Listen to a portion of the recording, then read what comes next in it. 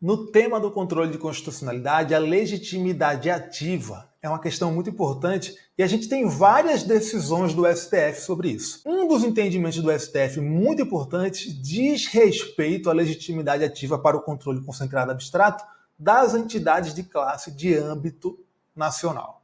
E é disso que a gente vai tratar aqui. Bem, galera, olha só. Dentre os legitimados ativos para o controle concentrado abstrato de constitucionalidade, a gente tem as entidades de classe de âmbito nacional, lá no artigo 103 da Constituição. Olha só, vou jogar na tela para vocês. A Constituição fala: podem propor a ação direta de inconstitucionalidade e a ação declaratória de constitucionalidade. No inciso 9, ela diz a confederação sindical ou a entidade de classe de âmbito nacional. Tá? E aí uma questão é a seguinte: o que se considera uma entidade de classe de âmbito nacional? O que é? Porque a Constituição não diz isso, a gente não tem uma lei tratando do controle concentrado abstrato dizendo o que é uma entidade de classe de âmbito nacional também. Só que daí o STF resolveu essa omissão, essa lacuna que existe no ordenamento jurídico. O STF, para definir o caráter nacional de uma entidade de classe para fins de legitimidade ativa no controle concentrado abstrato, aplica por analogia a lei dos partidos políticos. A criação de um partido político exige que ele tenha um caráter nacional.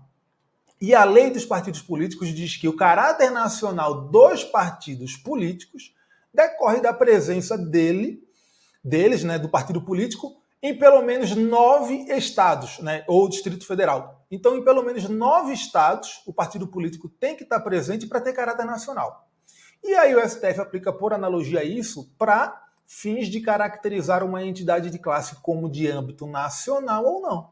Então ele fala, olha, por analogia, a entidade de classe tem que seguir a lei dos partidos políticos. Então, para que ela tenha caráter nacional e assim tenha legitimidade para o controle concentrado abstrato de constitucionalidade, ela tem que estar presente com atividades, funcionamento em pelo menos 9 estados da federação, ou Distrito Federal.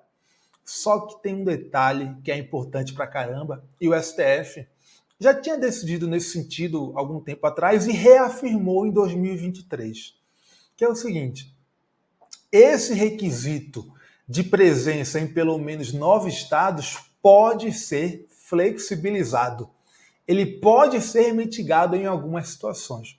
Que situações são essas? São aquelas em que a atividade econômica que é representada por aquela entidade de classe, embora tenha relevância nacional, por conta das suas peculiaridades, só é explorada em alguns lugares. Então não tem 9 estados em que ela é explorada, sabe? Por exemplo, produção de aço, produção de sal, são atividades que são importantes para o país inteiro, mas elas não são exploradas em qualquer lugar, por conta de aspectos da natureza mesmo, tá?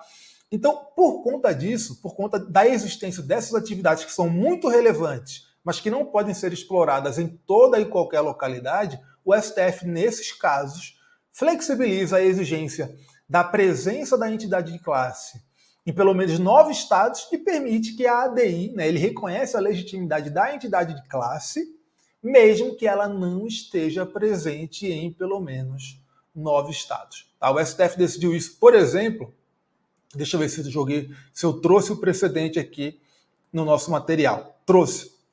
Olha só, por exemplo, nessa ADI, na ADI 6040, ele decidiu isso. Essa ADI é de 2020, tá? Mas teve outros casos em que o STF decidiu nesse sentido, inclusive decidiu nesse sentido também em uma ADPF que julgou em 2023, tá? A gente sabe que a legitimidade ativa é a mesma nas ações de controle concentrado abstrato de constitucionalidade, ADI, ADC, ADPF, ADO, tá?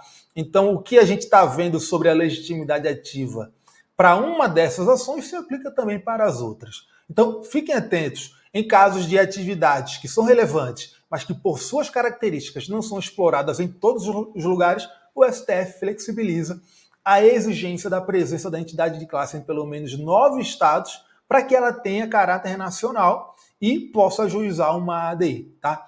Então, nesses casos, o caráter nacional da entidade não decorre da presença dela em pelo menos 9 estados.